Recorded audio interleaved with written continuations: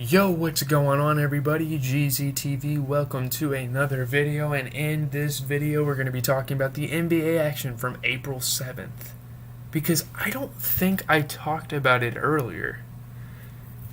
I have very bad memory, but no, I didn't. Because I went to class, I came back, I did my homework, I watched some video lectures for my computing class, and then took a quiz for that class, went to get lunch, came back, did WWE. Edited my Vince Staples video, and here we are with some NBA action.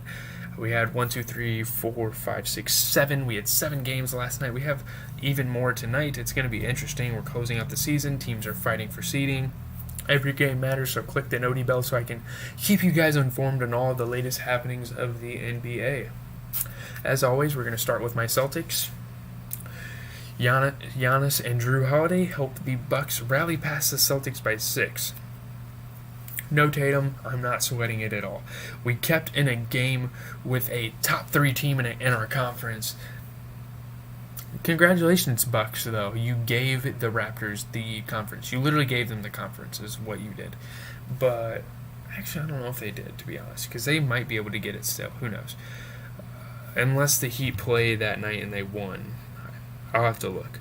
But looking at the box score here, I'm not ashamed at all at how he played or anything like that. There are some weak points, Daniel Tice at 29, Marcus Smart at 29, Jaylen Brown at triple-double, 22, 11 and 10. Grant Williams, you got to do more than 4 points, but it's hard to fill the shoes of Jason Tatum. It's a lot of pressure, I understand. But looking at the Bucks, 29 and 11 for Giannis, 22 for Middleton, 29 for Drew Holiday. The ever-powerful Bucks starting 5, or big 3. Their starting 5's good too, but obviously their big 3 is the focal point of their offense and who they run it through, and yeah. Anyways, Magic and Hornets is next. LaMelo Ball leads the Hornets past the Magic after 3 players get ejected. Kind of some controversial calls from the refs there, but I'm sure Charlotte wasn't sweating it. They ended up winning the game. I'm definitely getting a LaMelo Ball jersey for my birthday, like the teal one with like the lines going down it, like the classic jerseys. I think they're nice. LaMelo had a nice little lob in the game. That's about it. It was Robin Lopez, Admiral Schofield, and Montrezl Harrell that got ejected. But let's just look at the Magic performance first. 20 points for Okeke. That's going to conclude it. Mo Bamba didn't play that much, so that's probably the main reason that the Magic lost. There was a lot of stuff that went into it. It wasn't a terrible game for the Magic, but it just wasn't that good of a game either. Looking at the Hornets, LaMelo Ball had 26 and Terry Rozier had 22, so that's pretty nice to see the Hornets continue to get some fire. They've had a lot of turmoil this year. They've had a lot of up and down. A lot of people think they're average. I think they're more than average, to be honest. Kenny Beecham. But let's move on to Sixers and Raptors here. The next game. Pascal Siakam has a triple-double as the Raptors beat the Sixers by 5. A really big win for this Toronto Raptors team. Sixers had everybody too, so this is a testament to how good this Raptors team is and how they defied the odds of everyone's preseason predictions. I was watching Kenny Beecham himself talk about the preseason predictions yesterday, and yeah, they were off a lot, the guys on Bleacher Report and stuff. 30 and 10 for Joel, 22 for Tyrese Maxey, 13 and 15 for James Harden. I just wish Tobias Harris would do more than 8 points in 38 minutes. I think that was a big problem on the night. But looking at the Raptors played exceptional, so it's kind of hard to beat a team that had a guy go 37, 12, and 11. Precious Achiuwa, who's not even their main scoring option, put up 20. Scotty Barnes, their rookie, put up 13 and 10. And Gary Trent Jr., an up-and-down, inconsistent shooter in the league, but he had one of those good nights, 30. 12 for 21 from the field, 5 for 8 from 3. He's just very efficient when he wants to be, He's just one of those players. Next, looking at Spurs and Timberwolves. Edwards scores 49 as the Timberwolves hold off the Spurs by 6. I think there was never mind, I don't know what I'm talking about, but Anthony Edwards, I think he has 5 40-point games before he turns 21. That's up with LeBron. That was one of the stats from the game that people were talking about. Not a weak point for the Spurs. I think the Spurs played good. It's just the Timberwolves are the better team. 20 points for Keldon Johnson, 15 and 17 for Jakob Poeltl. Looking at the Timberwolves, 49 for Anthony Edwards, and while he had 49, Cat was out there putting up 21 and 13. So I think 70 points between two players is pretty big, and it's hard to beat in this league. It really is. Trailblazers, Pelicans up next. Nothing to say about this game. It was just an onslaught. Pelicans would beat the hell out of the Blazers. I don't know what else to say. But that's just what it was.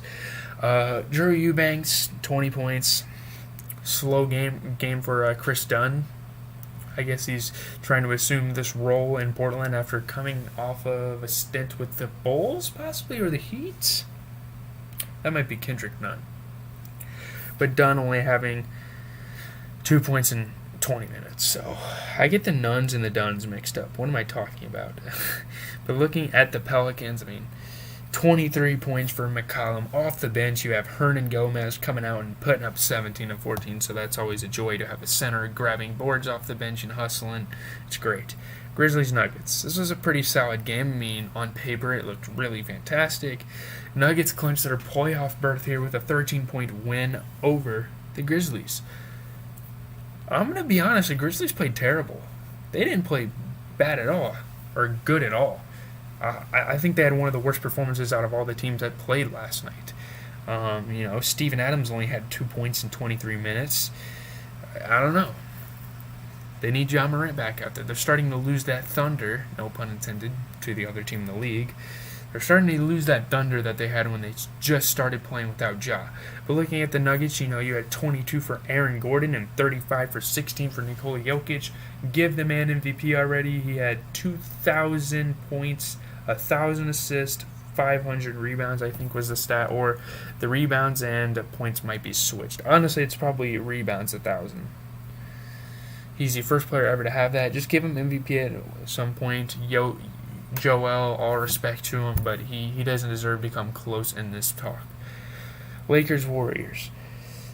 Thompson scores 32. The Warriors beat the Lakers to win the third in a row, and to be fair, the Lakers weren't really fighting for anything, so why would you celebrate? I don't know. I guess it's just a one that the Warriors wanted to have as many wins as possible and have a reputable season, I guess, even though they already had.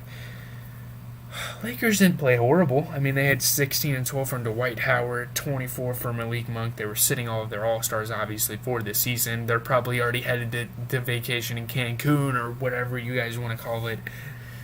24 for Monk, 40 for THT. That's the big headline, and the Raptors clinched the playoffs. I forgot to talk about that with Raptors Sixers, but those are the two headlines. You guys see it in the title. I don't need to explain it further. 40 points for THT.